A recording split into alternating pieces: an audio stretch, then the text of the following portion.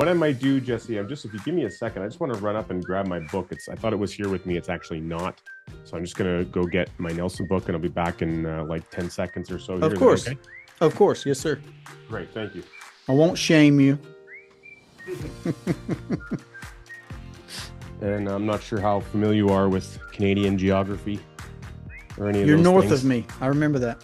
Yeah. So I'll ask the question now that I should probably ask. Hey, what have I not asked that I maybe should have asked? Hello and welcome to the Durham Talents channel. My name is Jesse Durham. I'm really excited about today's interview. It's going to be with Richard Canfield, a friend, a mentor. You'll hear more about him from him in this interview, but I've been looking forward to this and I hope that you enjoy. All right, Richard, I just gave a brief introduction into who you are, but actually now that folks are tuned in, I would like to edify a bit more because you are a best-selling author in our space. You're a Colby consultant, or I might not have the verbiage right there, but you've been one of the big proponents, of course, for me to, pursue Colby. And I've recently done my assessment since Think Tank. I don't think I've been able to share that with you. We haven't spoken since Think Tank. So we're just getting back from Think Tank 2026. But you're a businessman. You're an IBC practitioner. You personally knew Nelson. You're a husband. You're a father, both as well. So I wanted to say some edifying things myself because I have got to meet you a couple of times at a coaching academy, at Think Tank, and you've been in on our roundtable series, which was a lot of fun when we were talking about y'all. If y'all want to hear us talk about Austrian economics, libertarianism, infinite banking, you need to check out that particular episode of our roundtable series for sure. But I want to capture today, of course, your origin story with infinite banking. So just in general, I'm sure there's lots that I left off the table. What kind of background would you give folks to let them know more about who you are, how you would like? Well, I would put it like this. I'm just a small town farm kid who grew up in a family business, worked real hard, ended up getting a construction trade. I'm a recovering electrician by trade. And I always knew fundamentally there was some unshakable thing at my core that I was going to do something with my life. I was going to do something that was going to have an impact. I didn't know what it was going to be. I didn't know how it was going to materialize, but I couldn't shake the feeling. And I started getting involved in personal development, Jesse, very early on in my life. I was lucky enough to get involved in, kind of some multi-level marketing type companies very early on when I was about 18, 19 years old. And I was reading entrepreneurial books. I read Rich Dad Poor Dad in August of 1999, and it had been recommended to me by actually a guy who became my landlord and a gentleman who was selling condominium properties in a concept they called the virtual apartment building, where they would do condo conversions and they would say, why don't you just buy one here and then you buy one here and you buy one here and you have them in these different geographic locations. So you're geographically diversified and you have one in all these places. It's like you're creating your own virtual apartment building was kind of the concept. Really neat idea. And so I got Rich Dad Poor Dad, and that really said, okay, I'm onto something here. This makes sense to me. This is kind of how I'd always felt. And I felt like this is the direction I wanted to go with my life. So I started learning about real estate. I got involved in a lot of personal development, spent a lot of money on my personal and financial development over the following decade of my life. Approximately $40,000 to $45,000. Now, that's a good amount of money, but if you go back 25 years, it's a lot more money.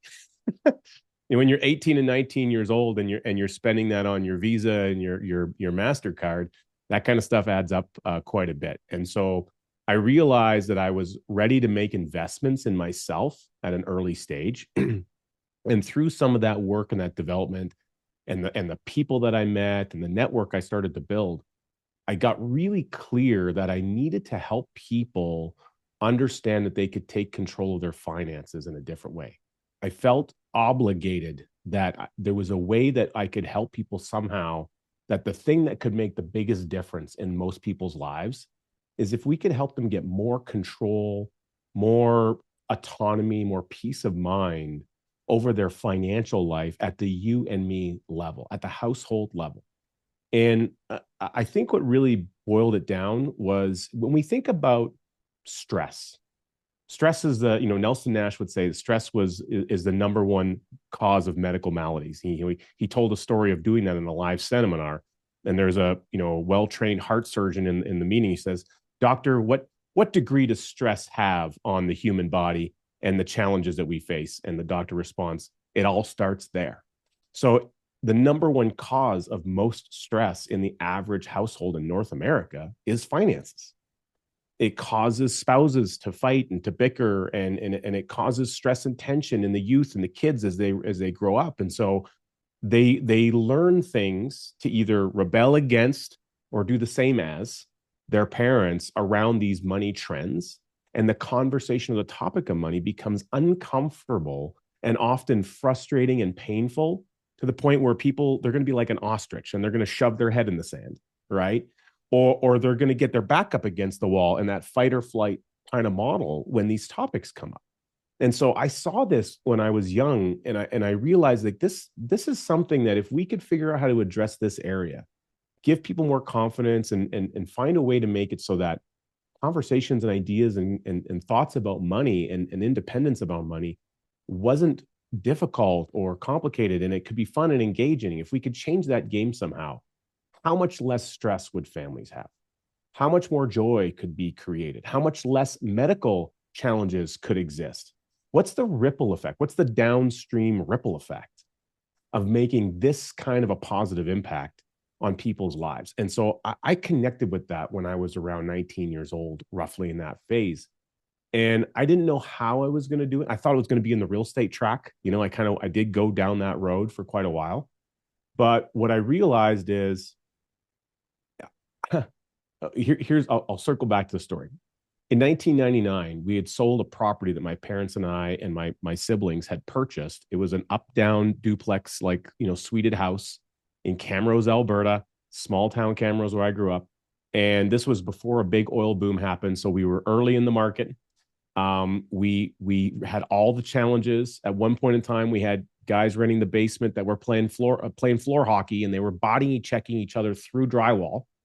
Okay. I moved more appliances, washers and dryers and fridges and stoves with my brother down the smallest awkward stairwell known to man. I must have moved 35 appliances in 6 years in that one property. Got expert level at moving appliances. I learned how to paint. I learned how to do trim. I did my first re-roofing of a property at that point when I was about 15 years of age. They had a dog named Goliath at one point, and what you picture as that dog is exactly what it was like. And you would think it was dig into China, the way that the holes were created, like there was like giant tunnels. I had to reclaim that whole yard, and I did all this like after school. After high school, I would go in and I would do work for several hours and come home and do homework, and then I would go to school the next day. So those are the lessons I grew up with. And when we sold that property, I was all frustrated. I said, I'm never going to do this again. This was such a hard experience, and it was very stressful for me.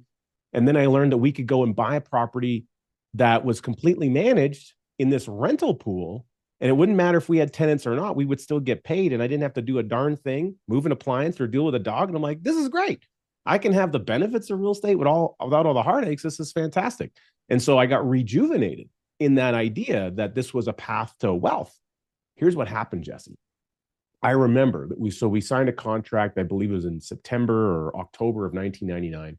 And we finally took possession of this property. It was probably February the next year. And I remember looking at the mortgage documents. We signed the contract paperwork and we signed the mortgage documents. I remember high-fiving my parents at the time. We got a mortgage at 6.97%. And we were over the moon excited. We thought we had robbed the bank because the interest rates had come down. And my word, this is absolutely glorious. We were just, tickled pink at how great of a deal we'd scored on the interest rate. So just consider that as we're doing this recording in 2026. In 1999, we were excited about 6.97% interest rates. Okay. So I've been around the block a bit, if you kind of follow my meaning here. And what I realized is the purchase contract and all the things that we signed versus the mortgage documents and the size and stack of mortgage documents, something was out of alignment. And I was immediately suspicious. I thought, there's got to be something more here. something ain't right. You ever heard the expression, there's something rotten in the state of Denmark? Okay. So I ended up researching a little bit about this mortgage contract, and I saw there was some formulas in there about prepayment penalties and all these things. And I went and, at the time, this is 1999. Yeah, sure, the internet was around, but it wasn't like high speed like we know it today. It's involved in everything we do. And so I ended up going down to a bookstore. I think it was a Chapters bookstore. And I found this book, this little black book. And this book, Jesse, is 100% numbers. And all it is a book that helps you calculate payments and amortization charts for loans. I bought this book so I could figure out and understand just how much money was disappearing in interest on this mortgage. When I saw the numbers, I was blown away, astonished. And I remember saying out loud to my parents, I said, this is a racket. We're in the wrong business. We're in the wrong end of this deal. We need to figure out how to be doing what these guys are doing. This is the right spot to be in. Sure, we got the real estate, but they got the hammer. They have all the power, and they're the ones getting all the money. And so I realized that in like 1999. And I thought, one day I'm going to be the bank. I got to figure out how I can become the bank. Lo and behold, a couple of years later, through my training, my research, my personal development, my financial development, going to real estate events, real estate courses, traveling to different places in Canada, week-long weekend events, meeting people, investors all over the place, all the gurus. Many of those gurus are gone, by the way, and they've been replaced by new gurus. The gurus shift every 10 years, in case you're wondering. And what was really interesting is I learned, okay, there is a way that I could take my registered accounts. Okay, so a 401k in Canada, it's an RSP.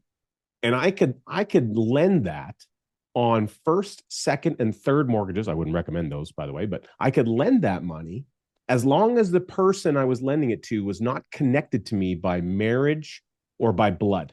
Okay, it had to be an arm's length transaction. Does that make sense? But I could lend on the title of that property, and I could collect the principal and interest payments, and I could become the lender in the bank. And I thought to myself, hallelujah, this is it. This is what I've been looking for. I've figured it out. I know exactly how I'm going to become the bank, and I had arrived in knowledge. Does that make sense? Nelson Nash teaches us about the arrival syndrome. And so I thought that was the pinnacle. That was the thing. And I did a number of those lending deals. Several of them worked really well. Eventually, when I got a little bit later on, I had an issue where one property ended up foreclosing. I did figure out how to resolve that particular issue, but I can tell you it wasn't the way it was explained to me. And I was a pretty knowledgeable real estate guy. In fact, at that point in time, I had my real estate license when this happened. And it was only because I had the right connections and I knew how to ask the right questions, I was able to resolve that deal. I could have lost all that money, even though I had secured on title. Okay. So just because you have security doesn't mean you have a guarantee. And I realized that there was a lot of risk in that type of lending. It doesn't mean it's not a good deal. It doesn't mean it can't work really well. But it did mean that if you didn't have more layers of control, that you could put yourself in a really nasty position for you and your family. So all of these experiences were things that kind of led me up. And so shoot forward, August of 2009, this book finally lands at my door after taking about 30 days to show up from Amazon. And it cost me, so everyone will love this, we know there's a Canadian exchange differential between US and Canada. Well, at the time, it was pretty crappy when I ordered this book. And so this book you can buy for like, I don't know, 22 or 24 bucks or something. Well, for me to get it to my door, it was almost 50 bucks Canadian. Now, part of that's because after I received it, a month later, I got another bill from FedEx for customs for like $13 more. Okay. Most valuable money I ever spent in my life. Once I read this book, I realized all the $40,000 of money I'd spent on the personal and financial development, all the gurus, all the real estate courses, not a single one of those yahoos had told me anything that was in the 92 pages of this book. In 92 pages, Jesse, I got a better financial education than everyone else I'd spent money on. All the hotel rooms, all the airline flights, all that cost. It's not that wasn't valuable or that I didn't learn anything. But the biggest thing that I learned was that they didn't understand the characters in the play. And they were focusing on the same elements of leverage that Nelson tried doing and what Nelson was told to do when he did his real estate career. And in the early 80s, he got caught with his pants around his ankles because of the interest rate, because no one explained to him what happened when the lever went the other direction. Well, the lever going the other direction is when the interest rate spiked and he was over leveraged. And then the value of property, because people can't buy it anymore, precipitously declines. And it's literally like you're up like this and it flips in a heartbeat. That's essentially what happened in the early 80s. And that's what happened to Nelson. Now, a lot of people don't know this. In fact, we did an episode on our podcast about this. When Nelson, he owed $500,000 in an open line of credit, like a home, basically the equivalent of like a home equity line of credit in like 1981. But what he doesn't say in the book, and he doesn't say it in Building Your Warehouse of Wealth, is that they had a large real estate development. And Nelson did business with partners. He says, you don't want to go through life alone. You need partners in life. And so he had real estate developers. And one of these people was a big name, the biggest name lawyer in town in Birmingham at the time. And he says that guy bankrupted on them. And him and another partner had to eat his share. Nelson's share of that part of the deal was 300 grand. So Nelson now owed $800,000, 1981 money, okay, at 23.5% interest. Now, that is financially crippling today. Imagine what it was like then. Now, if you put that into an inflation calculator, Jesse, you will realize the equivalent amount of money that Nelson had owed to the snakes and dragons, as he calls them, was pretty close to $2.5 million. That's the equivalent in today's money. Now, for everyone listening, put that into perspective. Imagine you had $2.5 million worth of money owed all of a sudden, and you were paying 23.5% interest on it. How on earth would you get through that? Well, Nelson did it through prayer. He had to reevaluate his budget and how he was spending money. He had to rethink his thinking, and he had to find a way to, he had the answer. And the result is he was able to start showing people through his background in economics, the fundamental principles of long-range thinking, and his background in insurance and what he already owed in whole life. He realized, man, I've got access to money from 3 different life insurance companies. I can get access to money at 8, 9, and 10% from 3 different companies. The problem is I don't have enough in there. I hadn't been paying enough premium to create enough value so that I could get rid of these snakes and dragons. So I got to reevaluate the way that I'm flowing money in my life. I got to reprioritize, and I got to commit to increasing capitalization premium to premium deposits to grow this so that I can borrow from this system I control to get rid of this one that I don't. Now, 1999, I read that book. And I thought to myself, this is what I've been always, this is the thing I was looking for since I read that mortgage contract. Since 10 years ago, when I got that mortgage and I read that, and I thought I wanted to be the bank. This was what I was looking for, and I didn't know. So it landed there, and I'm just like, holy Toledo, this is it. This is the thing. And I knew at that moment in time, this was what I was meant to do. Okay, if I can pin you here for a moment, because goodness knows I want to let you just run, but I also have a bunch of questions. So that's what I've been, furiously doing over here to the right here, is writing down my questions and my thoughts. Number one, I thought it was very, real quick humor interjection here. I thought it was very brave of you to mention hockey with the Olympics being so recent. Again, at the time of this recording, 2026. Some fun things have happened for the U.S. A good hockey game is a good hockey game. Right. And it's not even my sports. I don't have a dog in the fight, really. It's like, I want us to win. Sure, who doesn't want to win, right? But the men and the women did. So I got to mention it, though, because I'm on here with you. Okay, if we're putting a pin in when you did get the Becoming Your Own Banker book, I want to cover. So can you give me a little background just to flesh out your holistic life? When did you get married along the route? When did kids show up? Because we got this trajectory of, hey, I'm 15 years old. I'm doing family business stuff. I'm hating fixing this lawn all the way to, discovering infinite banking through the book. What were the other life events along the way, marriage, kids, or anything that you'd like to add? Yeah. So the book was in 2009, and then I proceeded to get licensed by the end of that year. And then I'll tell you a little bit about how we started teaching people about the concept in a moment. My beautiful wife, Heather, I met in late 2010, and we got married in 2014. So years later, I'd already started the path of IBC, when she came into my life. And, our firstborn was in December of 2015. So, he's 10 now at the time of this recording. And, we practice family banking meetings. We spend, I mean, again, being that we have young kids are very receptive to learning, but trying to figure out ways to engage them in learning is always a trick. And every kid is different. Every family is different. So it's something that we're always working towards. Do I think we have it nailed down? Probably not. But I like to say, hey, I might be slow, but I'm worth waiting for. So we're always working towards what I think is going to be our next best and greatest element of implementation for our family system. But the kids understand that we have a family banking system. They understand fundamental principles, which is when we access money from the family system, we have to put the money back. And we have to put back more than what we took out. The reason being, if we don't, we won't have access to use it again later. And 10-year That's olds can grasp that. Yes, yes, that's that's as good. simple as it is. We don't need to talk about policy loans. They don't know a whole bunch about insurance policies. I'm starting to incorporate those things now.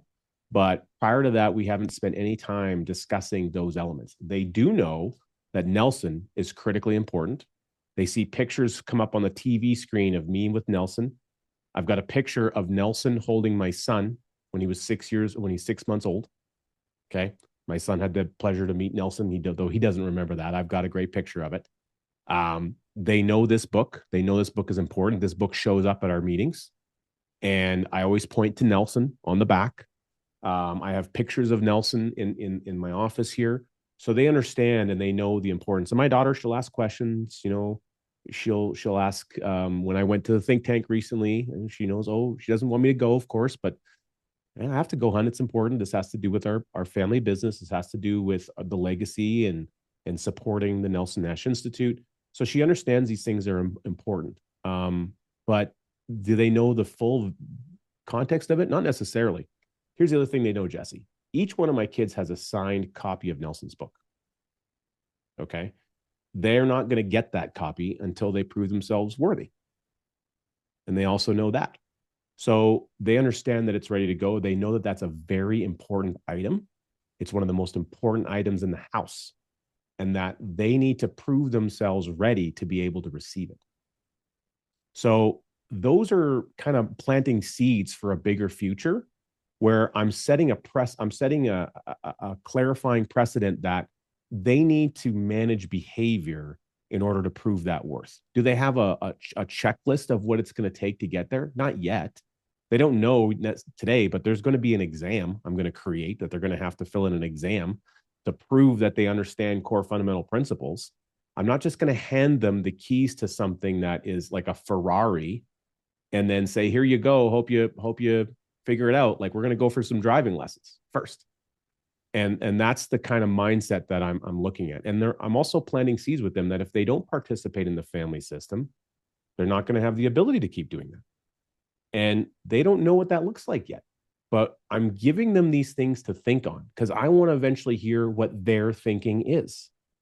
I want to hear what questions they're going to come up with, not what things I'm going to tell them. Because you can tell people and tell people and tell people. But what's much more engaging is when people inquire and then you have a chance to inspire.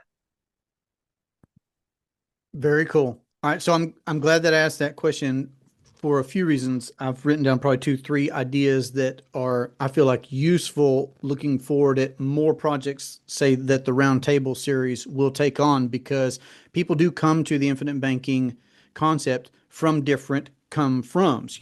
Me and my wife were already married and we decided to adopt this process.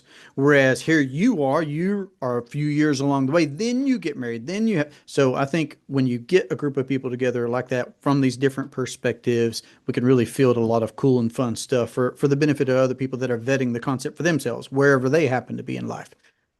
Neat. And I love talking about the family banking, of course, and the idea of you creating an exam. Neat, man. Family was doing real estate. So was the family business the electric work, and then that just bled into doing other real estate things? Was that the family business, or was it just real estate in general? Actually, no. So I grew up. I like to say I was the heir to the portable toilet kingdom of Camrose, Alberta. So my dad had a septic service truck, working in acreage communities and servicing some commercial clients. And then we ended up getting little portable toilets, and we built them. And I had an assembly line building them in, pretty much by myself for the most part in the garage. I probably built over 50 of those things in my lifespan. I used to drive around all over. As soon as I had my learner's permit, I was driving around dealing with cleaning portable toilets and moving them here and there and all the logistics. And so that was the environment I grew up. So you may have heard of the honey wagon. Well, I used to drive the honey wagon to school. That's what they call septic truck, in case you're wondering, for any of the listeners who don't know that.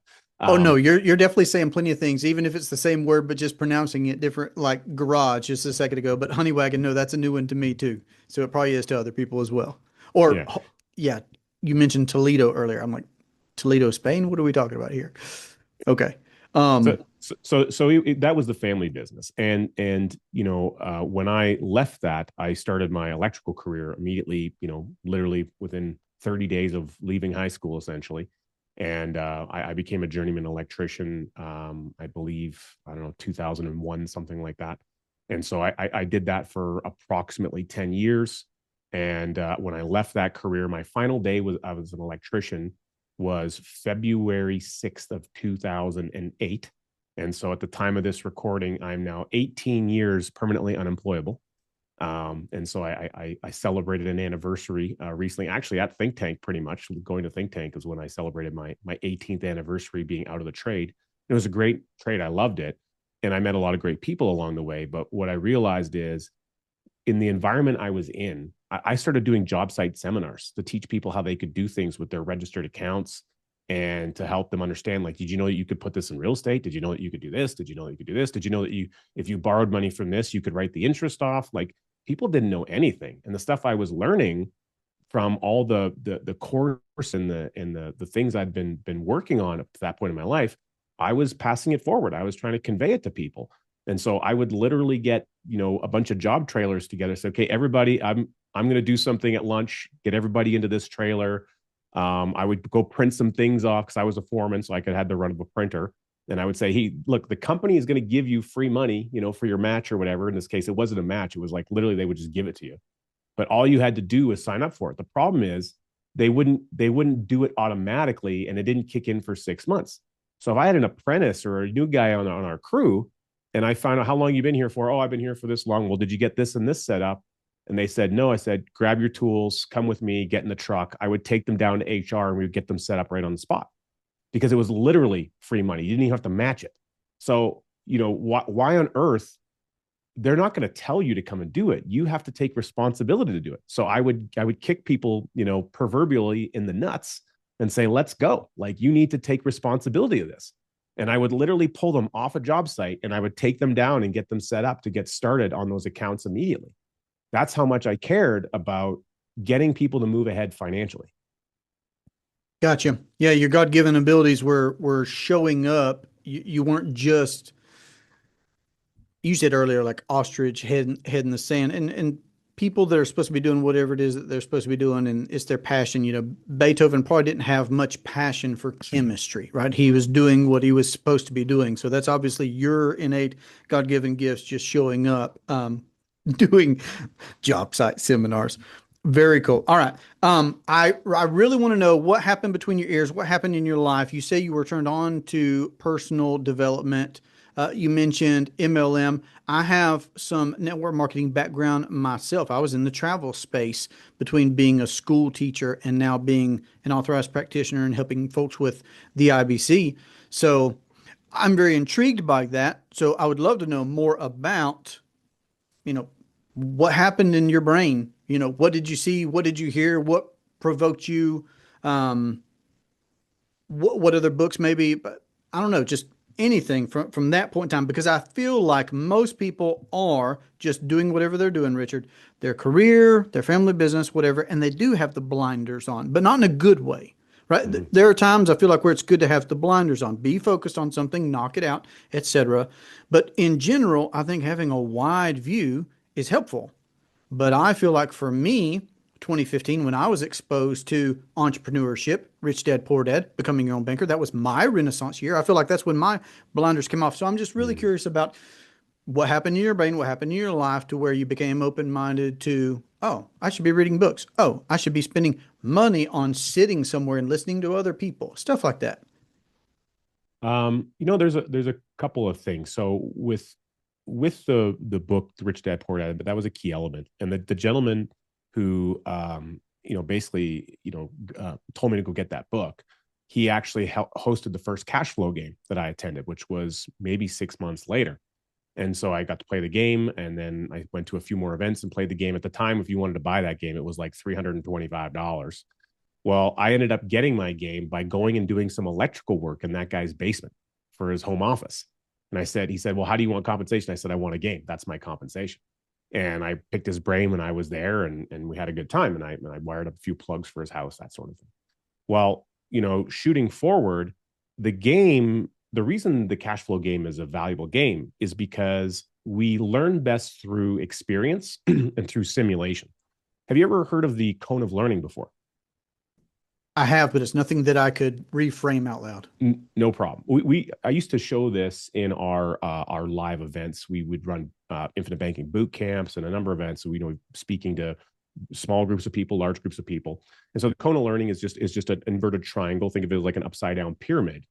And the cone of learning explains how much information you retain after a 2 week period based on different ways you can take the information in. Okay. So at the very bottom of the pyramid is reading. And it's like, cool, you read something, you might retain 10% of that information 2 weeks later. And as you go up the pyramid, the more engaging you create, and the number one thing at the top is simulating the experience or actively doing it, essentially gives you the highest retention, like 80% retention. Well, right below that is like participating in a discussion, because there's an active participation element attached to it, with real conversation, and other people obviously have to be involved. There's no discussion if there's no other people. Sometimes we discuss things in our own minds. Sure, that's not the type of participation we're talking about here. So the cone of learning, and we would use that at our live events, Jesse, because we want people to recognize, look, you're here, you paid to be here, you want to get the maximum value. I need your participation. Do you agree to participate so that you can get the most value out of being here, not for me? So that's why we would use the cone of learning. But the game, the cash flow game, is a simulation environment, and it's designed to simulate real life. Has real life types of deals, big deals, little deals, small deals, all kinds of stuff. And the rat race circle, for anyone that's played, you go around, and every once in a while you cross paycheck, and then when you cross paycheck, you get paid from the bank, etc. Well, that cycle of going around those things and rolling the dice and buying a doodad, rolling a dice and landing on baby, rolling a dice and finding an opportunity deal or a market deal, that cycle and the time frame it would take to go around the board to do those things and collect the paychecks, that's meant to simulate real life. So if you play the game for about, I think it's 2.5 hours is the maximum time, 2 hours or 2.5 is a time limit. You're not supposed to play it longer than that, because that time frame rule actually simulates a cycle of your life. Does that make sense? So the amount of opportunities that come to you, the amount of challenges you're faced with, the amount of paychecks you receive, that's all built into the structure of the game. A lot of people don't realize that. Okay, it simulates maybe a 1 year, 2 year time frame in your life, kind of an example. Does that make sense? Okay. And then the other thing that is interesting about the game is that there are so many different cards that are there. And you're learning when you play, not just based on the cards and what you receive, you're learning based on the actions and behaviors of the other people at the table. So watching and learning what they do is just like real life because there's people doing deals and not doing deals, receiving opportunities and not doing anything with them that are sitting around you right now, probably in your house, probably in your classroom, probably in your at your workplace. And so are you observing their reactions and their thought processes? Are you thinking about their thinking? Are you thinking about your thinking? That's the simulation element of this game. Well, one of the things that's in the game, there's three key cards, and one of them is we're coming back to the network marketing model here. There's some network marketing cards in the game, and one of them is called part-time business. You start a part-time business, $500 investment. ROI is question mark. No pay, may not do anything at all, et cetera, et cetera. And then that's called card one. And then card two is, hey, you invest in some sales training, and I think it's $800 or $500.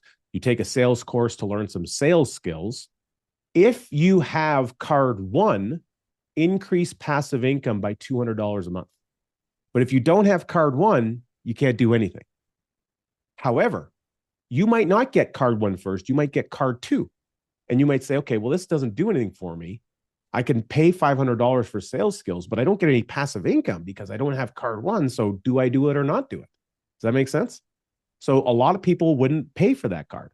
Well, I'm the kind of guy that would have paid for that card. Does that make sense? And so when card one comes along, I instantly get the $200 of cash flow because I have the skill. So it was investing in a skill. That's what the card is teaching you to do, is invest in the skill, because the skill creates revenue, not the opportunity. Does that make sense?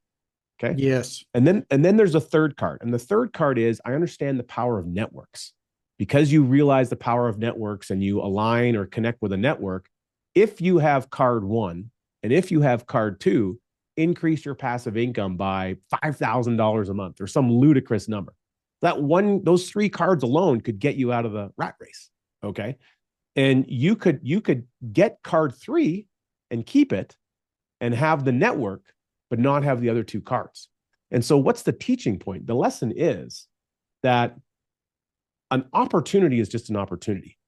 Without the skill to do something with it, it doesn't have much value. And without a large group of people to do something with it, it doesn't have a lot of value. So if you don't have the opportunity yet, if you're listening to this and you don't know what your opportunity is, or you're not sure what it is, what you can do is you can create the skills. Learn and understand basic sales skills. Selling is not bad, and learning how to do it is not bad. Really, all it is fundamental good communication and trying to learn and understand what other people want and need and figuring out a way to give it to them. There's no one that I've met that isn't interested in doing that in some way anyway. We all have some natural sales skill element. We're just not trying to refine it. So you should look at refining that. The third thing is grow your network. If you want to create an environment where when opportunity strikes, you have people to talk to about it, you need to have people to talk to about it. So you have to go and build that up and create the network of high trust relationships. And if you're really good at that, and you're good at some basic sales skills, whenever opportunity shows up, you have a conversion opportunity that's be able to translate that into dollars or an asset very, very quickly. And that's what I learned from the cash flow game. Does that make sense?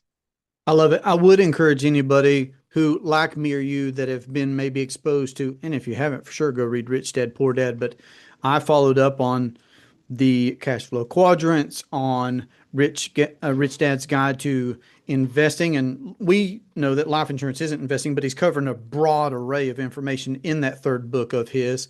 And it's really neat for me to have seen over the years him talking about cash flow, him talking about insurance, because he does talk about insurance, him talking about networking and learning how to sell, and all those that I agree are very, very valuable things. So if other folks haven't read his works, I would encourage them to read works, play the game. Terribly interesting for me. Okay, I think that's cool. I didn't remember, or maybe we've never had the opportunity for me to hear about your background in networking, but actually, just because of my own experience, there are certain things about your demeanor. I mean, you're obviously, honed in your skill set, Richard, and I've got enough experience to be able to recognize that. So that's just neat for me. All right, I'll say this because if I'm not mistaken, and maybe you could tell folks where to find this if you have this somewhere in particular. I don't know that I could say right off the top of my head, Richard.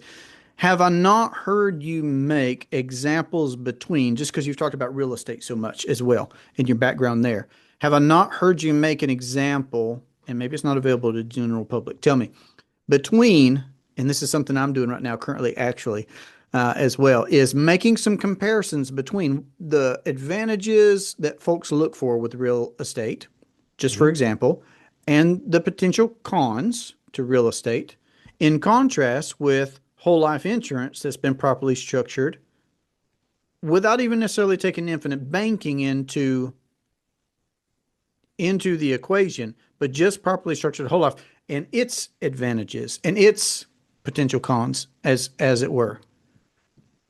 Yeah, I mean, absolutely. There's a number of ways of looking at it, and the reason I like to connect the two elements or asset classes is because people are much more familiar with real estate.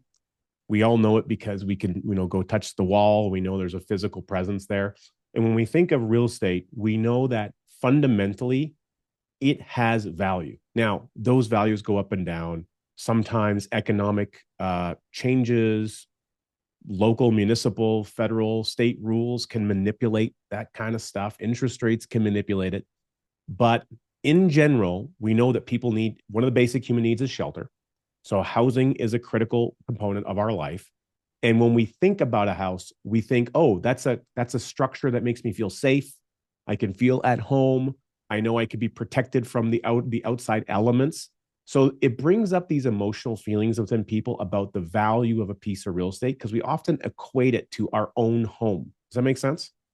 And so there's a little story of a commercial that used to exist in Canada, and it was a mortgage commercial. And there's these two little boys, and they're walking around the house late at night in their pajamas, and one of them's got a flashlight. He's looking under the couch curtain, he's looking behind the couch, he's looking under the kitchen table, and the other little boy says to his brother, says, "What are we looking for?" "Equity. Dad said it's in the walls." So everyone understands that one of the reasons that you want to own real estate or have your own property is that you can create equity. So very simple. Equity is value goes up, mortgage balance goes down. So loan goes down, value goes up. We have this thing in the middle called the jelly in the sandwich. That's equity. Well, equity you can't go and buy groceries with unless you can unlock equity. And there's only two ways to unlock equity. Number one is you borrow against. And number two is you have to sell the asset. Those are the only two ways. Now, you can build equity in other things. In the investment world, they have something called equities, which I think is kind of stupid. It's a really silly name to call investment structures that can go up and down all over the map with zero control at all, to call them equities. The core root of the word equity ties to it just doesn't make any sense. It's an irrational word to use to describe it, in my opinion. But in theory, you can build your net worth. You're not really building equity inside of, a 401k or these types of things. You're just potentially building a net worth. But if you can't unlock it or do anything with it, it doesn't really make this. It's not the same correlation. Whereas with a piece of real estate, it's very clear. And so what's similar to the asset class of whole life insurance is that you can build equity and you can put dollars in, similar to like paying down your mortgage, making a mortgage payment, premium payments, and you can pay the loan down, or you can build up cash value. And the other thing that you can do is that, well, a house can go up in value over time. Well, a whole life insurance contract is designed by contract to go up because the insurance company is on the hook to meet the contractual features. So in the United States, with most new contracts, by age 121, which, if you have a life to 121 contract, you can get life to 95. There's other elements. And if you have an older contract, maybe you have a life to 100. Well, in Canada, it's cold up here. We don't live as long. So we have life to 100 contracts. Okay. And so by contract, a insurance policy must grow cash value to equal the whole life death benefit, the original death benefit, plus any paid up additions that have been accumulated, they must equal the same by the time that you reach that contract maturity, which means you've created a forced appreciation. So if you had a house that you could take control over, not have to put a ginormous down payment on, but you could start with a monthly payment. You could have immediate access and ownership of the house. You could have all the house benefits and all the peace of mind of having control. And you could create forced appreciation regardless of any market condition or political environment. Why wouldn't you want to own a house like that? So if you would want to own a house like that, that's the same reason you should want to own whole life insurance. However, it gets better. When you kick the bucket, someone's got to sell your house.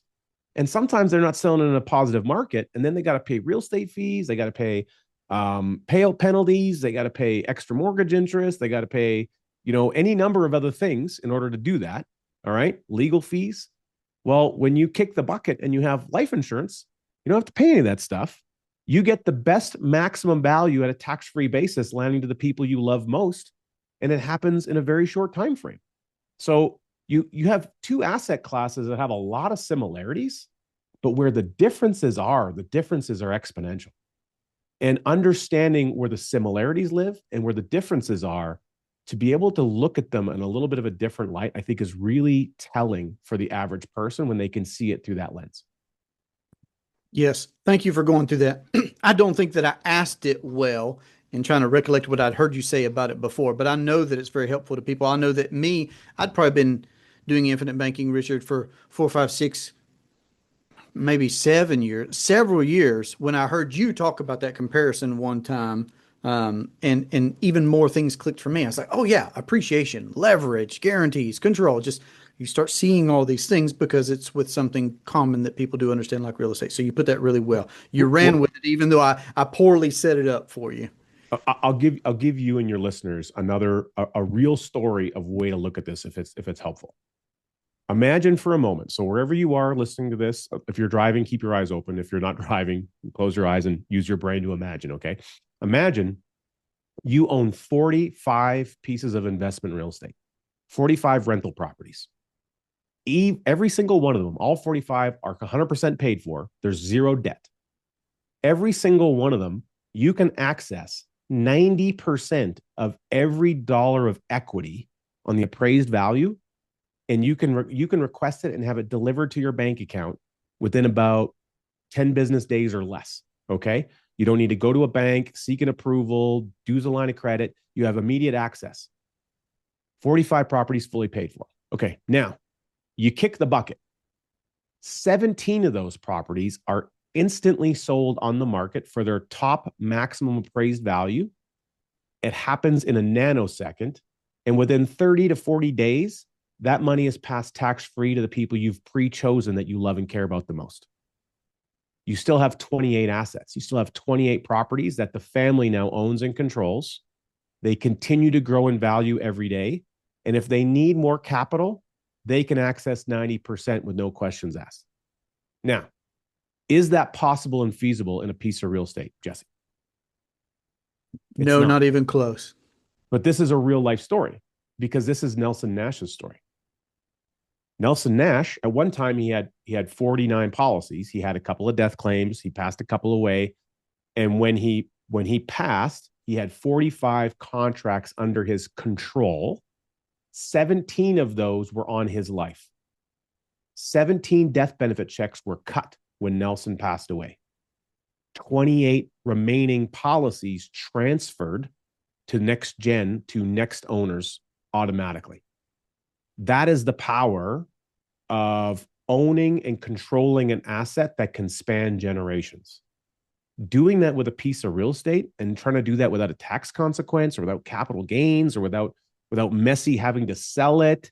And, in a real estate household, there's always one person that's the key real estate expert and the other person's maybe focused on the family or other things. And so the person that usually dies is the one who's managing everything. And then they leave a giant mess for the other person to clean up who isn't emotionally capable at that time in dealing with it. And it creates an absolute nightmare. And then all the other real estate investors show up because they see the news article or the obituary and then they see the estate sale. And when they see the word estate sale, they smell an opportunity. So you have this constant cycle of flow where someone spends a lifetime building up all the wealth only to see it all come crashing down when they kick the bucket. So we can do a better job as individuals by taking ownership and control of that part of the process, by having better discussions at the household level and actually planning for the inevitable. So good. So good.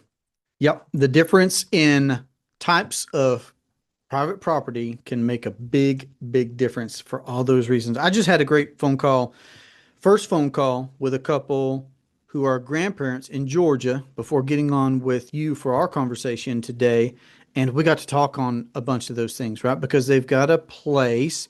That generation's parent is actually still alive, but they're soon expecting to be great grandparents themselves. So we're having big conversations about, what kind of protection do we have in place or want in place? What kind of money lessons are these next generations that we're very interested in and invested in? What kind are they getting? What kind of example can we still be setting? Awesome. Okay, so that's still fresh on my mind. So I'm saying that. All right, I was intrigued by the points in your life story, Richard, where things started to settle in and click. You read that book that showed about amortization schedules, and you're seeing the interest that banks. All right, we've been talking about real estate. You know who always makes out good on real estate deals?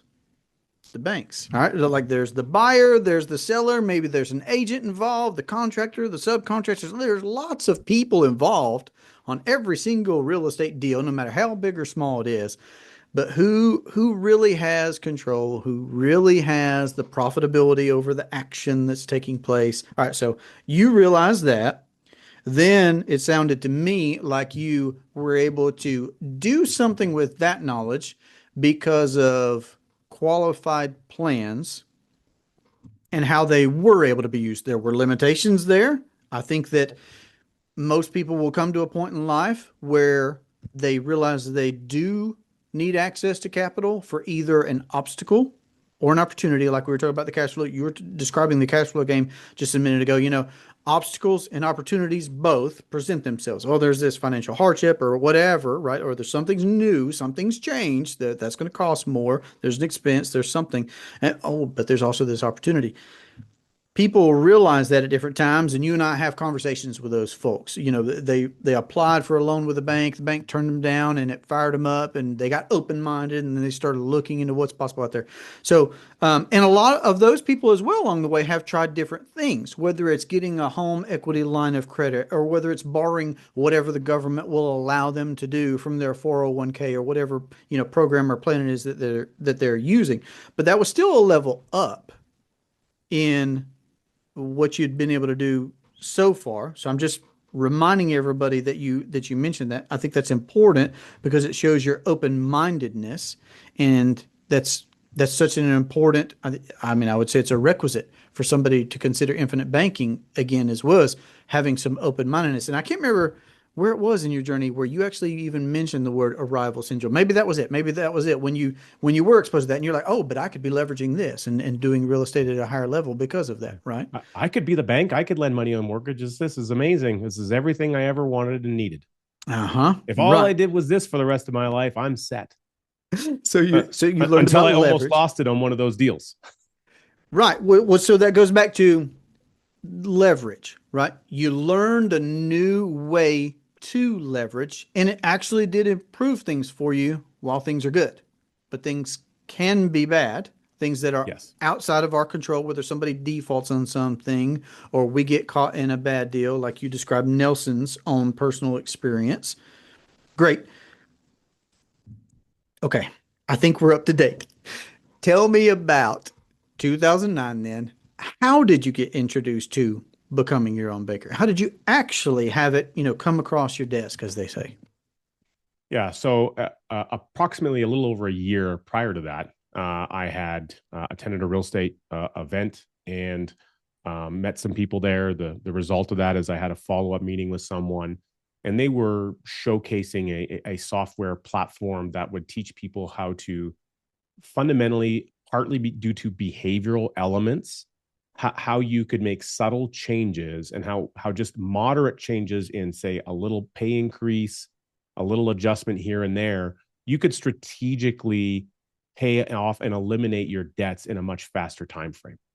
And it was very behavioral oriented type of software because it had a simple dashboard. It would show you the amount of years to pay off all your debt, the total interest you were going to pay. And if you made a change where you got a $2 pay increase and you added that into the system, you could see the impact in interest saved and debt years paid off in a heartbeat. It happened almost within seconds. And so you could almost run scenarios and gamify aspects of your debt repayment life based on that. And so when I learned about that program, I met with a mortgage broker friend of mine, and I showed him the little printout that I got. And as soon as I opened up my binder, he pointed out, he says, "Oh, you're doing that. That's great. Hey, I know the guy that brought that into Canada." I'm like, "Oh, interesting." It's like, "Yeah, he lives in Leduc, Alberta, just outside of town. You want me to connect you with him?" I said, "Absolutely, I do." Because I had questions that weren't being answered. I'm a very curious and inquisitive guy. And so I followed up and I called this guy. And then within a couple of days, I was in his home office with my girlfriend at the time, showing him the report and peppering him with 100,000 questions. It wasn't that many, but it was certainly a lot of questions. And that gentleman was Jason Lowe. And so that's how I met Jason. And I ended up starting working with Jason in that environment for the next year. And we got we got close. We became good friends. And then roughly, again, kind of in June of 2009, he told me and recommended I go buy Nelson's book. This is my original copy of Nelson's book. You'll see, of course, we've got a lot of highlights and things in there. This book is signed by Nelson. I have Nelson's 4 rules in here. And I've obviously had to add 2 more rules into it. So, this is kind of my most prized possession. And that's kind of how it all started. And so at the time, I'll be pretty blunt, Jesse, I didn't have any interest and no desire. And in fact, to a degree, I still don't, in getting an insurance license. I'm not a huge fan of the government. And if you recall from our roundtable discussion about libertarianism and that sort of thing, yeah, I'm not a huge fan of a lot of government control. And as it sits, I have a license in multiple provinces in Canada. And, I would be happy to not have all those licenses. The reality is I need to maintain them in order to operate my business, which I understand. That's fine. But I was really against the idea of doing it up front. So it actually took me several months to make that decision because I was already licensed in real estate. And I didn't want to go get another license. And sometimes when you have 2 of them, insurance carriers in Canada, they don't always like to give you a contract when you have a license with something else. So that posed some challenges as well. And the reality is I had to make the decision. I said, there's only one way that I can do this properly to help people. If I really believe that this is the path I can help people, I have no choice. I have to go and get this license. So it took me a few months to go and get all that done. I was still busy with my real estate. I was fairly new. I was only a year roughly into my real estate career at that time. And I was trying to build that business. And so I'm trying to build something brand new. Meanwhile, I'm getting distracted by something else brand new, little shiny object syndrome. And it's like, cool. Am I devoting now some of my focus to put it onto this when I just put a bunch of energy on this? How am I going to pay my bills? And I'll be honest with you, it was difficult. I barely made any money in this business for the first 2 years. It was a hard slog and a hard struggle. I kept the lights on by, doing real estate deals. And, I wouldn't say I kept the lights on great. I got by, I squeaked by, but I committed to an office space right away. In January 6th of 2010, as far as I'm aware, I delivered the first open to public presentation about the infinite banking concept specifically in Canada that I know existed. I'm sure there was lots of presentations about the power of whole life insurance. But as far as I know, I'm the only person that delivered an intentional presentation about the infinite banking concept. And that happened on January 6th of 2010. 6 people showed up in our little boardroom. The boardroom was so small, we had to move the table back. And I had a projector against the wall. And I built a presentation over the Christmas holidays, and I thought it would take me maybe 90 minutes. It took me over 2 hours to deliver it. Everyone stuck with me. One gentleman, a young guy, 18 years old, found this online on Eventbrite, signed up, showed up, and that guy is still a client of mine today. Now, Very cool. we didn't know what we didn't know. And we proceeded to do evening presentations, 2 hour sessions once a month or maybe twice a month for the next year. And then we found out when we would sit down with people, the amount of questions were so high, they were so intense. We would take multiple meetings. Every meeting was 2 hours long. And like by the time it was all done, I was spending somewhere between 6 and 10 hours of cumulative time with a couple or a family or a person in order to try and get a piece of insurance business closed. And we were getting small policies. Well, we were showing a $200 a month kids policy for our presentation.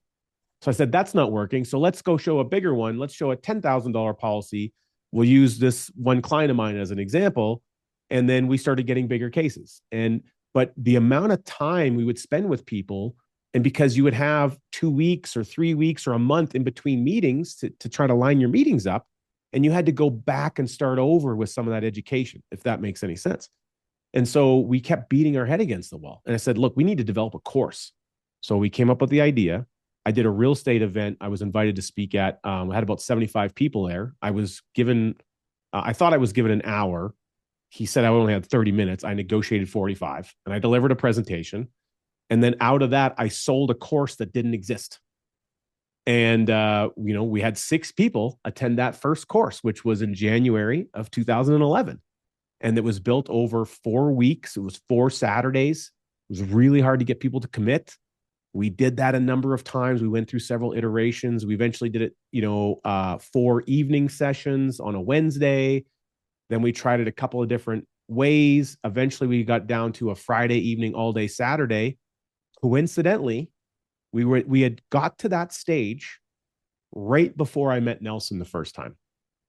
February 2012, I met Nelson for the first time, and I did his 2-day seminar, which was it was generally a Friday evening, Saturday. In this case, it was right before Think Tank, so it was I think it was like a Tuesday, Wednesday. And we got there, and what we learned is we just spent 2 years doing exactly what Nelson did. And Nelson says it, the very first paragraph in the book. This is a workbook for a 10-hour seminar. It was the very first paragraph, and I didn't see it. Literally, we're spending 6 to 10 hours explaining to people what to do because this is a high education requirement. And people need to have that method of clarity to move forward. Now, you don't need exactly 10 hours. Some people pick it up right away. But you need to make sure that you have good clarity on this concept. And we realized what we were doing wrong is we weren't selling Nelson's book. We weren't using the book as our core content. And we were trying to do it our own way. And all the reasons we were failing was because we had gone through the same experience that Nelson did. And we were too slow to just look at the book and figure out Nelson did all the work already.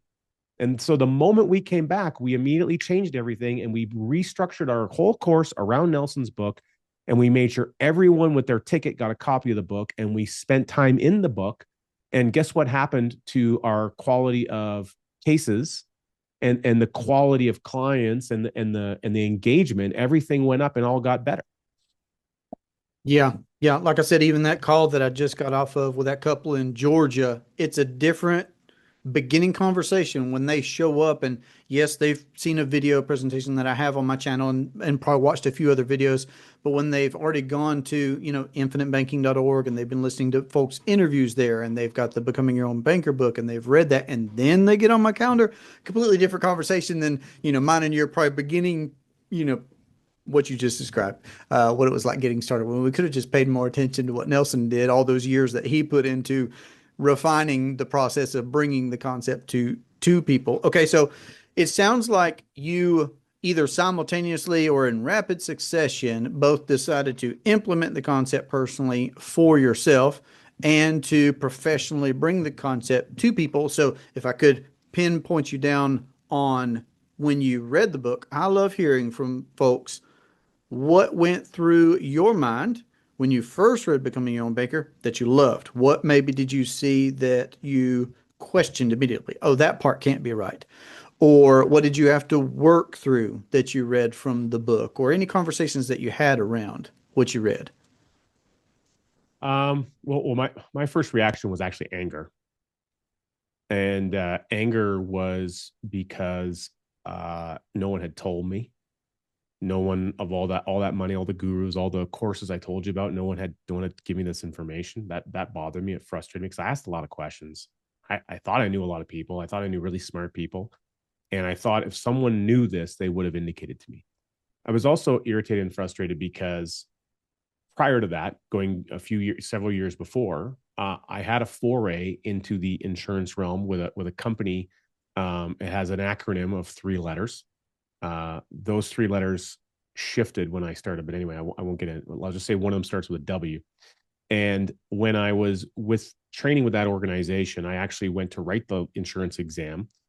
They changed the rules since then. It's actually an easier exam to write, but that company also sold like funds, like mutual funds and things, which I didn't believe in. And a lot of the strategies they talked and promoted, there's similarities to some of the things in Nelson's book, but lacking in actual clarity and use case scenarios. And but I liked the environment. There was an environment of people who were trying to help others. They were trying to help other people with finances. They were focused on education. It seemed. What I realize now is that they weren't doing a very good job of it. But I ended up not getting that license at the time because I think I was just self sabotaging. I didn't want to do anything with funds.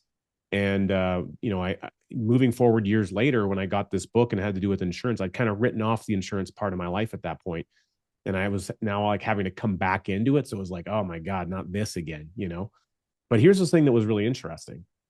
I had inquired and asked about whole life insurance when I was with this other organization. And I was, training and learning, and I got shut down. Oh, that's garbage. It's this is bad and this is bad. And they would say things like, well, you don't get to keep the cash and the death benefit and all these kind of things. But it's because they didn't know and didn't understand that number one, cash value and death benefit are actually connected because they're the same thing. It's just a present value versus a future value. So you do technically get it all because it's all the same thing. It's just presented in a different way. And the types of things they were sharing, like I just felt like they were shutting it down and they weren't willing to listen. And I felt I couldn't even ask questions in that group. And that stuck with me. So when I got Nelson's book and it was talking about whole life insurance, like, I knew there was something there. I remember when I was reading through the manual and I was reading through some of the stuff and I was doing my study, like it seemed like there was something more to this. And those books didn't tell me anything, but Nelson's book did. And I'm like, all the things this other company told me I could do, I can actually do, but do much better using this mousetrap. And that makes a lot of sense to me. And I can minimize and reduce a bunch of the risk. So it just seems so logical. I didn't get caught up in the weeds with the equipment financing example. A lot of people do. And what I recognized, while I didn't understand all the elements of it, I could clearly see by going back and forth without analyzing much. Okay, look, we've got this and this and this. We've got phases, and the phases, all he's doing is adding little elements. Do I need to understand how all the elements? I don't, because the end result is these numbers are bigger than these numbers. The difference is that he's got control in the process and he's adding more into the system. That much I can see. I didn't need to explore each of the numbers to figure out how. I could intuitively understand that this one was better than this one, and the difference was behavior. Like that made sense to me right away. And when I got to page 85 of the book, which is a summary page, fundamentally, it's maybe summary is not the right way to look at it. It's called points to consider. I'm like, yeah, these are the points to consider. And the 5 points on this page really wrap the book up in a perfect summary that if all you did was read that page, it should give you enough to think about your thinking. Wherever you are in life, whatever you've got, whatever financial backing or background you've had, if all you did is read those 5 points and you questioned how you've been thinking about stuff in your own life financially, what conclusions would you draw? And that to me made a lot of sense. And so I knew I needed to make a change. I knew this is what I was looking for. It did take a while to get going and get implemented. And like I mentioned, I'd started a couple brand new businesses in that 1 year time frame. And so cash flow wasn't exactly ideal. And it took me a while. It took me about 6 months to get my first policy. My first policy was $4,219 a year, including paid up additions. And I had no term insurance, which when I set up my own policy, I didn't know anything. No one taught me. The people guiding me that I was asking questions didn't know anything either. So literally, I was doing everything from scratch. And if I could go back and change what I did with that policy, yeah, I probably would make some adjustments, but you can't go back in time. It was the best policy with what I knew to do at that time. I still have it. I love it. It's a great policy. I've got lots of loans I've taken on it. And it led to more and more and more. I got another policy about a year and a half later. And then after that one, I ended up going to a course. I spent more money on my education to learn more about infinite banking. And when I came back from that course, I rethought how money was running through my life. And although I wasn't making any more money, I thought if I change my behavior in these couple of areas, I think I could find $6,000 more a year. And so I immediately took some term insurance that I had gotten on my second policy and I converted it within 6 months of getting that second policy. So I went from going like $4,200 policy to then a $200 a month policy to then with a big term rider to then a $6,000 policy added in. And I just kept continuing to try to grow it from that point forward. And it was hard. It was hard to capitalize and commit money to premium because I wasn't making a lot of money. But I made adjustments to figure out. And the reality is I owed on policies a lot in the early years. And, there's a lot of periods in the early time frame, Jesse, where you could say I was stealing the peace because I was pretty crappy at loan repayments. And one of the reasons is because my cash flow wasn't superior, wasn't good enough to get it done. But I committed to premium. I committed to capitalization. And as soon as I was able, I started putting P's back on the shelf. Well, what I would say there is because I could relate, and a lot of that has been my own experience, meaning have I experienced a lot of changes in cash flow over time from being in different careers, sometimes having salary, sometimes deciding to launch a travel business.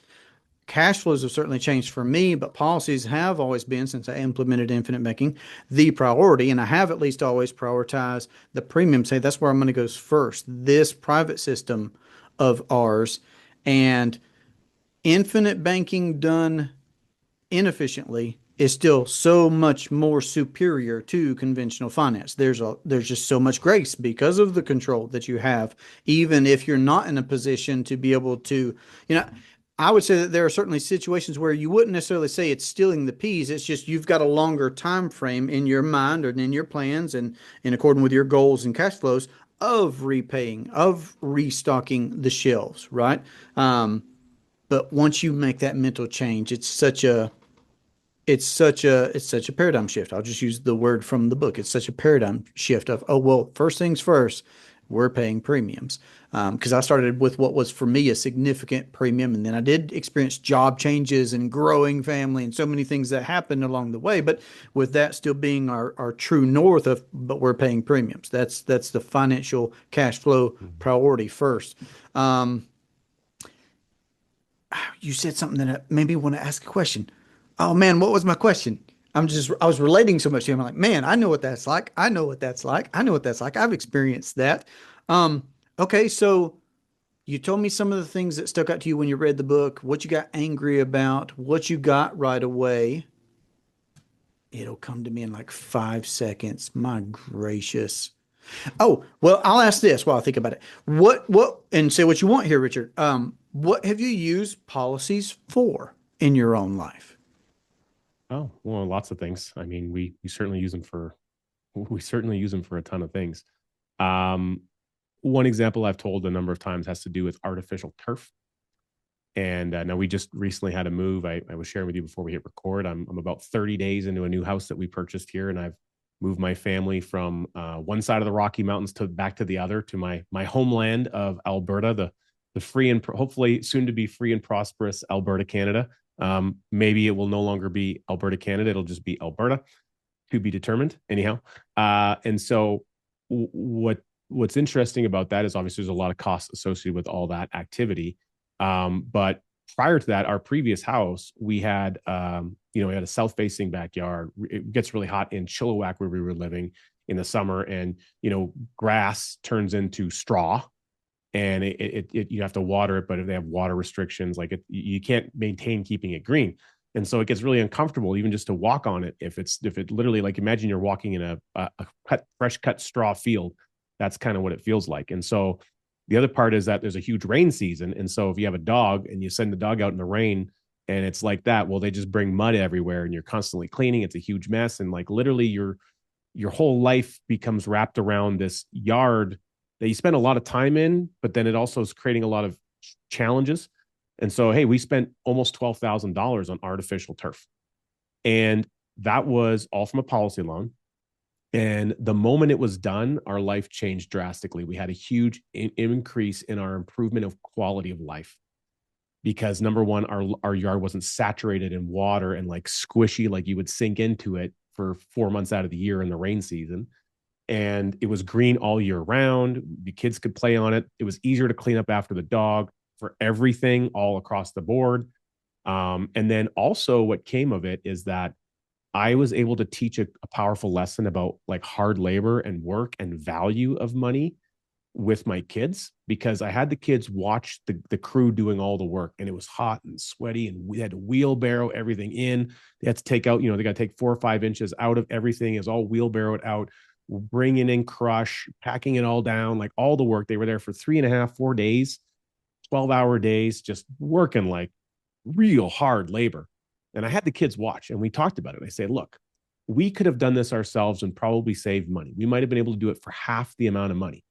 But if dad was doing it all, dad would be running the wheelbarrow. I'd have to teach you guys how to do a wheelbarrow, but you're not strong enough. We don't have a truck. We'd have to go rent a truck. We'd have to like I walked them through all the phases and got them answering questions about it. And he says, and dad's got a bit of a bad back. So it would take us a lot longer. It might take us all summer. We wouldn't have it done. And if my back gets hurt, I might be laid up. And if I'm doing all that work, can I be having meetings? And so like I had the kids think all this stuff through. And I said, look, so we paid more. We paid these guys to do the work, but that's because we're paying them for the value that they bring to us. They are creating value in our life. And that is what makes it worthwhile to pay them. And we are paying them from the family system. Now, because we're using money from the system, we have to make sure we set up an arrangement to start putting the money back in. So the next time we need to do something, we can use it from the system again. So I use the experience of the artificial turf to do far more than just pay for it with a policy loan. The quality of life and the scenario and the memory of that, I can always bring my kids back to that memory. So if we never need to talk about hard labor and value creation and doing it this way versus doing it that way, investing in having someone else help us versus doing it on your own, these are things I can draw back to my kids. That, to me, in that experience, which was completely unexpected, was more valuable than whether or not I used a policy loan to do it. Does that make sense? Now, here's the next thing. When my daughter was born, we had a really complicated pregnancy. It was a very challenging pregnancy. There was a lot of chances where we thought we were going to lose the baby early on. My wife was fundamentally on a modified bed rest, basically, for pretty much 6 months. It made a huge impact in our business. It made cash flow difficult. We had a 1-year-old, at the time. 1-year-old wants to be picked up by mom, doesn't want anything to do with dad for a bit. She wasn't able to do that for a lot of it. It was a really challenging year and experience for us. And so because of that, cash flow suffered, like a lot of things suffered. So what did we do? We paid a lot of our bills and things with policy loans. And we racked up a lot of policy loan debt. And I paid premium. And a couple of times I borrowed to pay premium. That's how bad it got. And the reality is I didn't track any of it because it was too much work to track it. I was just trying to service clients and figure things out and just make life run, to be honest. So because I didn't track it, I had to make an estimate. Several years later, like 6 years later, I finally said, you know what? I got to start putting those P's back. I'm going to guess at how much money we used during that time frame, and I'm going to backfill. And I figured it was about 40 grand and I created an amortization for $40,000 to be repaid over, I don't remember, it was 36 months or 48 months or something. And I started making repayments on a loan, even though it was 6 years prior. I recommitted to what I thought I had borrowed, and I set up a payment structure. So that's an example of something that we did. I didn't plan, didn't do it intentionally, but I turned around years later and I recommitted to the process. Does that make sense? Okay. That's one of the things you can do as the banker. Just because you didn't do something maybe properly in the past doesn't mean you can't hit the reset button. When you're the banker, you make all the rules, all of them. And you also get to control time in a way that you can't any other way. I love it, man. Financing for something around the house that you wanted, the banking system of policies that you had was there for the obstacles and the opportunities. So just to drive it home, just to underscore one point you said right there, when you said you borrowed to pay premiums, where did you borrow from? Yeah, I borrowed from policies. So it's so good. Again, infinite banking done less efficiently is so much superior to conventional finance. So good. All right. So something like that. All right, because that's within your realm of abilities as the owner of a policy. When you take a policy loan, doesn't matter what it's for. Doesn't matter what it's for. So do this for me then, if you would, Richard. Would you share a best practice that you maybe picked up along the way? Like I can remember, I got my first policy. We're paying off debts. That was the number one priority for us. We had student loans. We had the family car. We had credit cards. That was priority number one. We got a second policy about 8 months later in quick succession because it was working and we wanted to do more and go faster and et cetera. And we wanted to get both me and my wife protected. So first policy on me, second policy on her. But I can remember, especially for, the first several years, I would just have subsequent aha moments or revelations, or I'd glean something from somewhere, or somebody like you and Jason, who are podcasting and put out video content. And I'd be like, oh, what convertible term? Amazing. Like that's one that you mentioned a second ago was you had some term on a policy and you converted it. So would you share then a best practice, something that you picked up along your way that leveled up how you were doing infinite banking? So I'm going to give you a number of things. Okay. So first off, you need to find a quick win right away. When you get started, don't try to go after the big kahuna, whatever the big kahuna in your mind is that you want. What is the smallest thing you can immediately knock out and get practice with? So when you are beginning this process, number one, I tell my clients now, one of your requirements is to take a policy loan in the first 6 months. In fact, I expect you to do it in the first 45 days. Now, why is that? You cannot learn to be good at anything if you do not practice. It goes back to the cone of learning we talked about earlier. You have to experience, you have to practice to actually get good at anything. And if you know, just knowing you can do something is very different than actually doing something. Okay. Knowledge does not equal understanding. There's a great video, Jesse. Maybe you've seen it, the backwards bicycle. Okay. Maybe you could link at it into the bottom here for anyone who wants to watch. It's like a 12-minute video from the Smarter Everyday channel. I actually sent that video to Nelson Nash. He loved it. And he said everyone should start their presentations with that. Okay. That's how I first saw an infinite banking presentation, was somebody had taken his advice to heart and did it. I was so intrigued by it. Yes. And I use it often. So the backwards bicycle is critical. It's all about thinking. And so you need to get that practice. You have to do it. You got to get the reps on the bicycle. And so what is a small thing? What is something you're going to be spending money on in the next 30 days, 45 days that we can run through the program? What is a small debt that we can take care of? Everyone wants to say, well, I've got the $10,000 credit card. Cool. Do you have a $1,000 credit card? Okay. Let's pick the small one first. And then let's make the commitment so that you can get the practice. And when you see and develop the practice, then you level up to the next and you level up to the next, because you will start to see things you could not see before. That's the key. And so a couple of things. What's a small thing that we all have? Well, everyone's walking around with a computer in their pocket.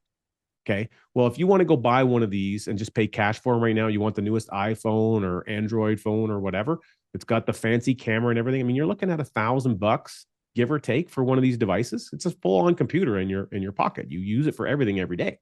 Well, if you go finance that with your cell phone provider, it's a financing option. You don't really explain it that way because they just say, oh, it's a free upgrade. Is it really free? There is no such thing as free. Get that through your head right now. There are no free rides. There are no free deals. Everything, and I mean everything, comes at some measure of trade-off. So I would encourage people, take a policy loan to replace your next phone. But when you do that, they also want to sell you the screen protection and all these other things that you get with it. Well, that's an insurance premium. And sometimes you pay the premium as a one-time charge and it just gets baked into the financing charge. Does that make sense? Well, once it's baked in there, now you're actually paying for it at the very top level. So why don't you just take, let's say that the phone is $1,000 and the screen protector premium is an extra $100, just for the sake of our example. So now you're financing $1,100. Okay. Well, instead of doing that, why don't you just pay for the phone in cash? And then you set a repayment structure on $1,400. Okay. So in other words, you're paying yourself back the cost of screen replacement, the insurance, you're self-insuring for screen replacement. Does that make sense? For damage to the phone. Now, if you're the person that wrecks your phone all the time, maybe you don't do that. But if you're the person that it rarely ever happens to you, you're probably going to be okay. All right. And then if it does take place, if you do wreck the screen and you need to go to a shop and get it repaired for $300, well, you take a policy loan for that repair. You're repaying yourself already for that endeavor and you're self-insuring for that damage. Does that make sense? Just like Nelson talks about self-insuring on page 48 and 49 of the book. You can do that in a small micro environment to practice. That's a good way to get started. So give yourself a 2-year repayment because that's probably what your phone company was going to charge you. Make the exact same payment that they were going to charge you, only make it a little bit more. It goes back to a system of control. The next time you need to replace the phone or upgrade the phone, everything that you need is there and your system grew and your family was protected. That is a logical, systematic way that you can get practice at a small level. Okay. Here's another thing.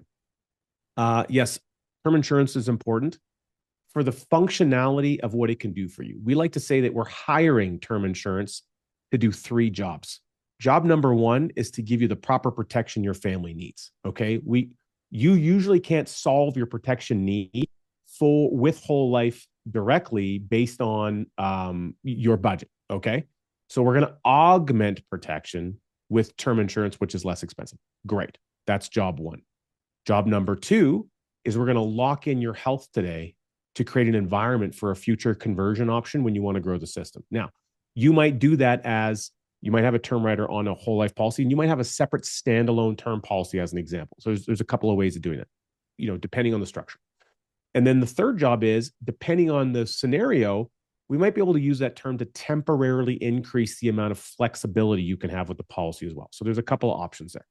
All right. So term insurance and for convertibility is important for long-term strategic growth of your family system. Your income might go up. You might sell a property. You might get an inheritance. You might have a windfall. You might need to convert insurance. And if you don't have it to convert, you're going to be pretty upset that you didn't have it there in the first place. Okay. Next thing I would say, child riders or protection riders or guaranteed insurability riders. So every company has different structures. Riders vary by company, but a lot of them have similarities. They have little differences between them, but they often have a similar rider that does a similar thing. Well, one of the ones that I require, if someone wants to get a policy on a child and they want to do business with me, it is a requirement that we put a guaranteed insurability rider on that child. Now, again, what the structure for every company is might be different. For one of the companies I use, we can lock in $250,000 that we can kick in at age 21. We could do another one of those at age 25. That is critical for several reasons. Now, behavioral challenges in kids are increasing. They're up like an exponential curve. And behavioral challenges with kids can cause insurability issues. Now, you don't know when that's going to happen. Type 1 diabetes is also a problem. I've recently had another client with their 10-year-old They just found out has type 1 diabetes. Thankfully, we put a child protection rider on his policy. So we've created a guaranteed output of 250 grand for his kid at age 25 with that company. He might not be insurable if it wasn't for that. Does that make sense? So because we put the thing in place early when it wasn't a problem, now we've caught the problem potentially in advance. Does that make sense? There's an expression, it's nothing's a problem until it becomes a problem. So you need to solve for things in advance of it being a problem. And these are some of the things that you can do. Last thing I would say is this. I have a tax policy. My tax policy is on my wife. It's actually a term conversion that I did. Now, I got the policy on her, policy one, before I proposed because I like to test our relationship. And I said, well, I think we're going to go the distance. I need to do some things to test this along the way. One thing is I'm going to put her through a massive house renovation to see if she can handle it. The other thing is I'm going to get insurance on her life that I own and control to see if she'll agree to that. So all that went out well. I'm like, good, we're heading the right direction here. This is perfect. So the end result is I got a large term insurance rider on that policy.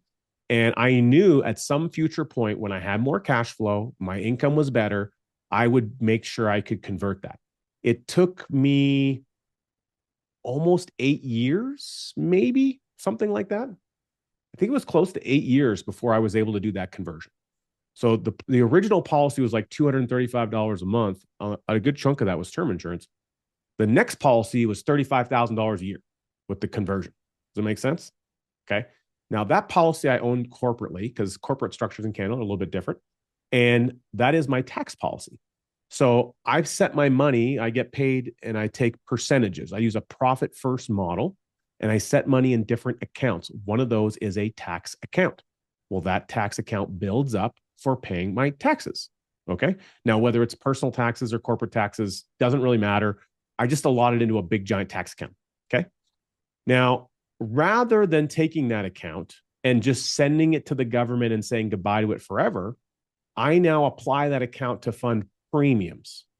And the premiums from the tax dollar that's going to disappear forever creates a tax-free outcome for my family. My family gets paid on the tax dollar before the Canadian government does. And then I borrow from that policy to pay the tax bill. Now, over the course of the next year, I'm still setting money aside from new revenue into that account. I repay the policy loan, and eventually I need to pay premium again, right? Well, my business does more revenue. I have other money set aside. Can I use a combination of that tax account and other monies I have to pay the premium? The Absolutely. Yes. And so after cycling that through, by the way, I backdated that policy. So I was able to get almost 2 premium payments through it fairly quickly within about 6 months. And so now I'm in a position where I can literally just cycle the tax dollar through that policy every single year. Okay. That policy has increased. I'm trying to think. Official start date was in 2001 with the backdating. So I just paid a premium on it, and that was 2025. So I guess I'm entering year 5 in that policy. I think I'm entering year 5 of that policy. And that policy, I can access and borrow pretty much every dollar in premium close to it that I've put into that machine since it started. I've increased the tax-free death benefit, I think, by, I don't know, $350,000, maybe more on my wife in that time frame. That's a lot bigger number than when I had to pay the Canadian government in taxes. Beautiful. So many nuggets there. Backdating, child benefit riders, guaranteed insurability. I love it. Okay. I know 2 more things at least that I want to try to cover before the end of our conversation. One is, and you've done this elsewhere, and I'll tell everybody that is watching and listening for sure, if you have not seen the This Is Nelson documentary that Richard and Jason have put together, I think it's such a great insight. Richard, I will particularly use that because it tends to be, like you described earlier, if somebody's interested in real estate, the spouse may not be, but they kind of get bundled into it, right? Well, I use the documentary in much the same fashion. Normally, for me, folks that work with me, one person's doing the deep dive and the other person is at some other level of interest, right? They might be super interested as well, but they might be less interested and just be like, well, no, I'm down for the cause. We're going to do what you want to do because you're the one who's interested in doing the deep dive. And okay, we're going to, but I like them to see the documentary. because if nothing else, it gives them a feel for what's behind infinite banking and Nelson, the man himself. So, all that to say, I know you've done this elsewhere, and I would encourage everybody to check out the documentary. But would you give us a Nelson story? And then I for sure want to be able to get to anything that you feel that I might have missed, and we're going to have some rapid fire questions. But could you give us a Nelson story? Nelson story, man. Sometimes it's hard to think of them all. I understand. Well, when we were uh, when we were doing the filming for the documentary film, uh, it was filmed, and again, many things came after the initial set. Originally, it was designed to really Jason's idea. Again, so technically, the Nelson Nash Institute released and produced the film. We just kind of went down and kickstarted everything. And originally, it was meant to be capturing Nelson's essence going through the book, and it was actually originally intended to be for advisors. That was the original purpose. And when we got going and got started, the person who came down to do filming with us, Jason Rink, the director, amazing guy, by the way, I met originally at a think tank. And he said, you've got something much bigger here. This is not what you think it is. This is actually something much bigger. And we all realized and felt it. And when we were there with Nelson, what was wonderful is, of course, Nelson had an ability to just tell stories, but he also had an ability to, he was the original weave, in my opinion. He knew how to weave something from this part of the story. You kind of get distracted and you circle back around and you close the loop. He was a pure genius of that. He would do it in seminars all the time. But he had some consistent jokes that he used. Everyone loves his mosquito in the nudist colony joke, mosquito news, but I don't know what to do. And he would use that in every seminar, and he had a number of other ones like that. And he would always catch you with something though you didn't expect. And I really appreciated that. So what you can't tell, you don't see it in the documentary film, but there's a lot of the sense additional back end of that filming has been released on the Nelson Nash channel. And so unfortunately, you can't edit out Richard's laughter in a lot of those experiences. And so I'm in the back room, like taking notes about other things we want to talk to Nelson about. And he would say something and I would just start howling in the back room. And of course, my voice carries a little bit. So it would like interfere with the microphones. And I just love the whole experience. And so David and Kim letting us kind of tear apart their front living room and reorganize and have lights and cameras everywhere. It was really an incredible experience.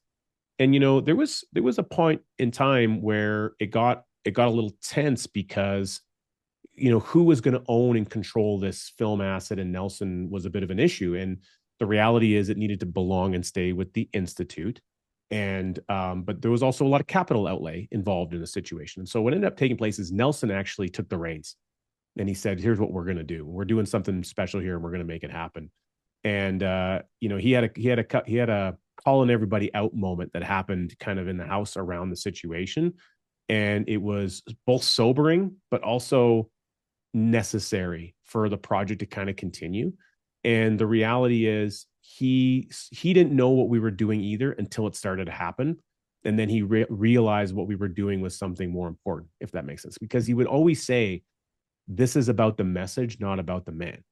And when we went down, we thought we were doing something to make it about the man, because that's where our heart was. And that's what we felt needed to happen. But he was clear that that's not what needed to happen. And so the result of the film is about the message, and it's just showcasing the message through the man who created it the best way. So I'm very proud of the film.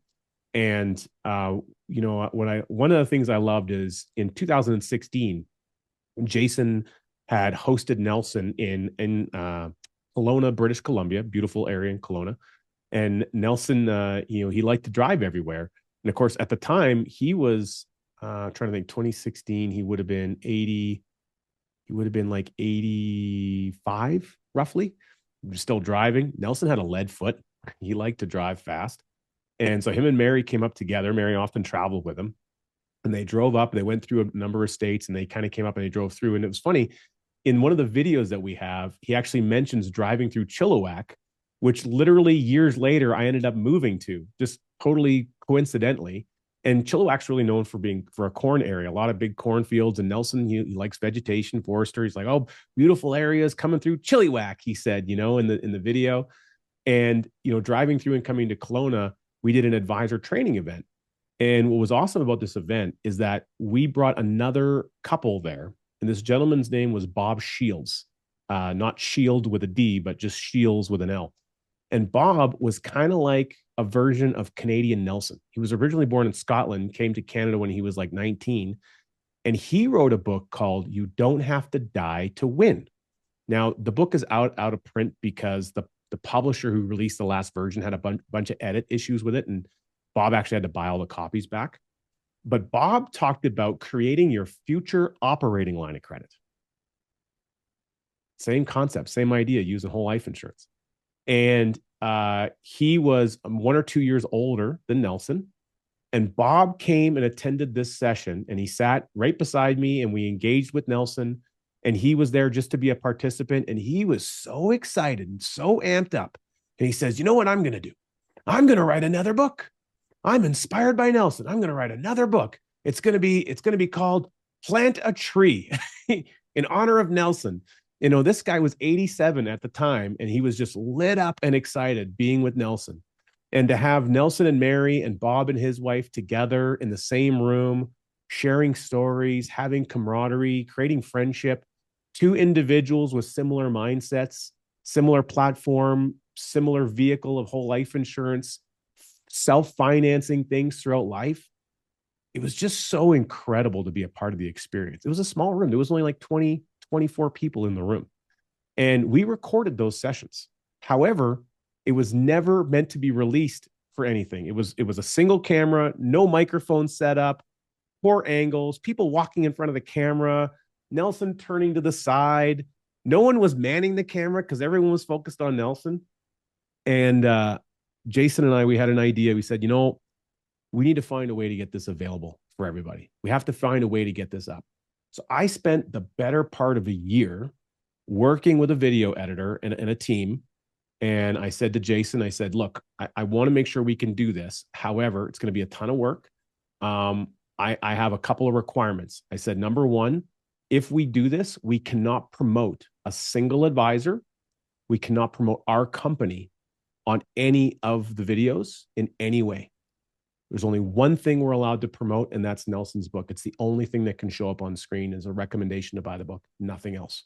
If we do anything else, I won't be a part of the project. He agreed. Jason funded the project. I literally spent the better part of a year going through transcripts.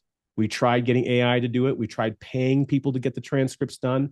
Nobody could do it because the audio was poor and Nelson's Southern drawl. And I was there in the meeting and I'd seen Nelson's seminar enough times. I kind of knew what was going on. So I ended up doing most of the transcripts. And so what we have in this video is we have a bunch of B-roll where Nelson makes a book recommendation that comes up on the screen. There's quotes. There's literally like snapshot clips of Nelson's book that show up in the video on the B-roll. There's you know, the captions are built into the video. So that's available, Jesse, for you, for any of your clients and anyone who wants to go watch it. You can basically go through 33 videos, which is the equivalent to about a 6-hour Nelson seminar. And you can go to Learn from Nelson. That's learnfromnelson.com, and you can watch them all. So while I'm at it, then go ahead and tell us, Richard, well, let me say thanks. So thanks for your role in the documentary, making it happen. I think that with any worthwhile project, there's going to be friction, there's going to be struggle because it's worthwhile. And when you got that many great people together, I think it's a great work. And I said what I said. It's one of the most impactful things that I've watched personally as someone who just decided to implement the concept, and I share it with clients all the time. So I want you to hear from me. Thank you. And go ahead and tell folks where they could reach you. What's the best way for folks to get in touch with you? Well, it's pretty easy to get a hold of Richard. I mean, you can find me at richardcanfield.com or richardcanfield.ca. I got both of those. But what I would encourage people to do, you know, again, you're a reader, Jesse, I know that. We have written a number of books, as you said earlier on, and I'll mention a couple of them. So we have this one called Cash Follows the Leader. It's a very short, easy to read book. And this book has some drawings, some kind of images and stuff in it, little kind of cartoon images to help explain things a little bit. I really like this book. It really explains what makes whole life insurance grow in the way that we build it. But some of our most recent books, so if people want to get a free copy, we have our book, Don't Spread the Wealth. Don't Spread the Wealth is about family banking meetings. And with this, we created a 15-page guide on how to start thinking and preparing with ideas and suggestions on a sample agenda on what to discuss and talk about for a family banking meeting. Again, we need to, my language, our language, family banking meeting. I would encourage people, when you create it, you're not actually calling it that. You're calling it the family finance summit or something that makes it fun and interesting rather than meetings, because meetings are boring. Okay. So just all things being equal. So you can get a copy by going to don'tspreadwealth.com, don'tspreadwealth.com. And then we have our most recent book, which is Growing Your Own Capital. Growing Your Own Capital. This features, most of this book was written by Dan Allen, who's an amazing guy. I know you've had a chance to meet and connect with Dan, Jesse. Now, this book was written primarily for the farming community. However, we've had so many people reach out to us and say, you literally just need to replace the word farm with business owner, because the way book is built and talking about, it's really built for entrepreneurs and business owners. We're just using farm lingo in the explanation for most of the book. And we have that. A book is available if you want to download a copy for free as well, if you want the PDF. And you can go to Grow Your Own Capital, growyourowncapital.com, and get a copy there as well. All right. We're going to get to these rapid fire questions, but is there anything that I haven't asked that you would wish I had have asked, or that you for sure would like to leave folks with? Well, you mentioned you got your Colby done at the beginning of the call, and you didn't tell me what your Colby numbers were, Jesse. No, I didn't. Let's see. From memory, 6536. 6536. Okay, so you're a hands-on guy. You like to use your hands. That's why a lot of your pictures I see out in your yard with your kids and your wife doing things. How important it is to you that you need to have a light in your office. You need to get out and move around. What do you got around you? I see, I know you got a hatchet or whatever, tomahawk back there. So tell me a little bit about all the physical stuff you got to keep near you in order to keep yourself going. Okay. Yeah. So I like physical books. Like you said, I'm a reader. So I'm a physical books guy. I listen to stuff all the time as well. Yeah. If I'm taking a break in between calls, I'm going to be getting in some steps. I'm in the office today. Normally I'm working from home most of the week. So I'm going to have that tomahawk and I'm going to walk down to our tomahawk throwing station or a knife throwing station for my 5 to 10 minute walk between calls and whatnot. So yeah, that's a thing. So I brought a little bit of home here to the office with me. Nice. So that has to do with the 6 implementer, which is the final bar that you talked about. And you're probably own a variety of tools. You're probably pretty handy. You can probably repair a lot of things. You might not be you might not be the absolute best at it, but if there's a problem or a challenge, you probably are a guy who knows how to fix it, or you'll figure out how to fix it. Is that a fair assessment? That's pretty fair in a good bit of areas. Yeah, that's pretty common. So when you have that 6 in there, that's now I'm in the same zone as you. I'm a 6 implementer also. So I got a standing treadmill. I got gadgets and things around me. I randomly have a tape measure on my desk right now. I'm never far from a tape measure for any reason. And then you mentioned you start with a 6, which is the fact finder. So it sounds to me like you initiate in a fact find world a little bit. And a 6 fact finder is a person who's designed to explain. So you take in a lot of information. You're good at doing some research. You like to explain and probably use specifics, but you have a natural knack to be able to explain information. And then the 5. So you said 653. So the 5 is around how you follow through with things. In other words, how you systemize and organize. So at a 5, you're able to take an existing system and implement it pretty easy. You would rather work with something that's already built, most likely, rather than construct something from brand new all the time. And you're probably pretty good at being able to use an existing system, and you're reasonably good at following through on things, but to some degree, you don't want to overdo it, I guess, to a degree. And then the 3 is around the quick start zone, which is how you deal with risk and uncertainty. So you're the kind of guy that likes to preserve and protect things. You want to make sure that things are, if it's already working, don't screw it up. Don't mess with it if it's not broken, kind of a situation. Does that sound about right? I think so. I mean, I have recently taken the thing, right? But I've not read all the way through and continued to talk through like we're doing in real time here, which is just really neat because we're supposed to be doing rapid fire questions. But I'm like, yeah, Richard, tell me more about where I'm at because it is terribly interesting. So I don't know all the repercussions of what my assessment even means and indicates, of course. So this is terribly interesting for me. Yeah. Your Colby is about instinct. It's about action, the action world of how you do things. It's not about how you think or your personality. It's not about um, your motivations. Okay. Those are all different things. It's about literally the physical act of you doing. It's how you do. It is the way that you will go about solving problems. If free to be yourself, this is the way you will start the problem solving process. And as long as you're not being shoved into someone else's box, you will naturally go into this mode. This is where you're going to be in your zone energy. So Colby, what your Colby numbers are, identifies where your zone is. This is the zone. You ever felt like you were just in the zone? Well, when you feel that way, it's because you're operating at that high instinctual level and it's just everything is working the way it's supposed to. You're in your natural element. I love it. Like I said, this has been terribly interesting for me because, well, it's about me and I want to understand things and I want to fight the arrival syndrome and I want to learn more and do better and be better. So, man, that was an unexpected boon for me. All right. Also, I've got these rapid fire questions. Are you ready to jump into those? Lock and load. Because I was trying to keep time. What is a favorite hobby of yours or pastime? Uh, I I like just tinkering and building random stuff. I got a bunch of work to do in my garage in the new house. I'm mounting shelves. I built these tote racks and they were on wheels. Well, they don't fit in the garage anymore in order to get two cars in. So I've mounted one of them on the ceiling. So I'm building gonna be building some stuff this weekend. Yeah. Okay, love it. How about is there a hidden talent that people may or may not know that you have?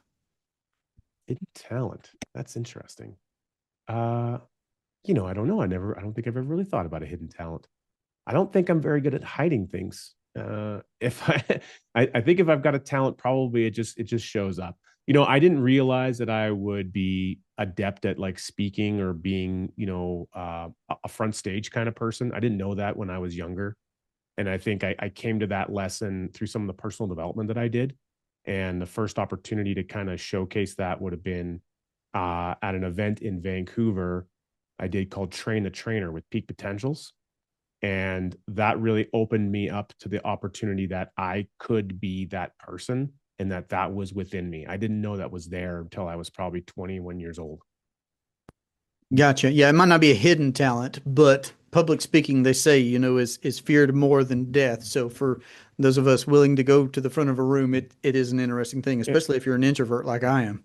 And I did feel that way before. And then I realized that this is something not only that I can do, but I should do. And so now I lean into it instead of I'll lean away. Yep, I agree. You should do it. How about a favorite book or movie? Well, a favorite book for me would be, other than, of course, Nelson's book and everything, would be Who Not How by Dan Sullivan. And 10x is easier than 2x. Love it. What's one of the most impactful things somebody ever said to you? Hmm. Uh, Grade 8 science teacher, cool shoes buyer. If there is a will, there is a way. If there is no way, you make a way. Epic. Sunrise or sunset? Earth turn.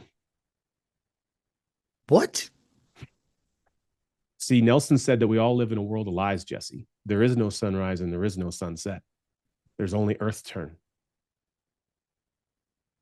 Fair enough. Okay, I feel like I just walked in on the Matrix movie and somebody saying, "Well, there is no spoon." All right. Uh, Beach or mountains? Mountains. Okay. Picnic or restaurant? Picnic. Fire pit or movie? Fire. Okay. What's the best piece of advice somebody ever gave you? Learn how to use this instead of learning how to use this. We got to talk about so much more stuff, man. There's some things that I've written down on notes. We're just going to have to talk about these other things as well. What's one of the most interesting places you've ever visited? Rio Sendo Caverns in Japan.